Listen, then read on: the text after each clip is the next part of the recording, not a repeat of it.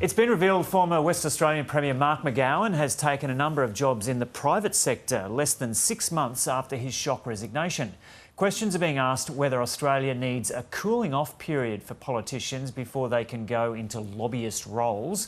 WA State political reporter James Carmody joins us now from Perth. James, g'day. So what can you tell us about the work that Mark McGowan has taken on post-politics? So, Joe, in May, Mark McGowan shocked all but a handful of people closest to him when he made that shock announcement that he was resigning after 6 years as Premier and also serving as Treasurer of Western Australia through times of COVID and also an enormous mining boom here in WA. At the time, Mark McGowan said that he was exhausted and that he couldn't see himself fighting another election. And so he resigned, and at the time he said he wouldn't be finished with working yet, but he said he was going to take some time off and didn't have any real plans. But it was widely expected that he wouldn't have any trouble getting work in the private sector, and widely rumoured that the mining industry would be keen to bring him into the fold.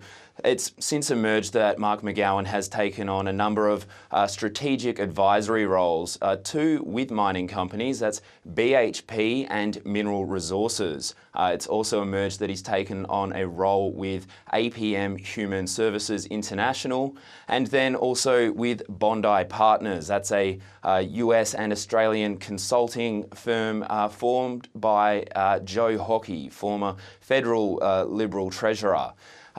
We've heard from Jeffrey Watson SC from the Centre for Public Integrity, who says that he's not making any allegations against Mark McGowan himself, but says that this does raise a number of questions that come from the perception that this could create. Here's what he had to say.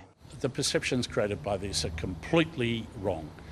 The fact is that you're a Premier who takes on this valuable job with one of the major participants in the Western Australian economy only months after you've ceased in the role of Premier. It's just bizarre to me. But also you need to find out when the first negotiations, when the first approaches were made. I'm not sure, did Mr McGowan leave his job because he knew that he had this offer on the cards? The suggestion that Labor politicians get into bed with big business is also one which I find odd.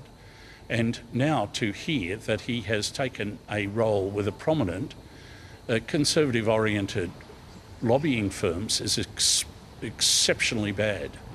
That is just wrong. That should be regulated, and former politicians should be prevented from entering lobbying roles until a period of time has expired. Now, Joe, the ABC has contacted the former Premier Mark McGowan for comment, but haven't heard back.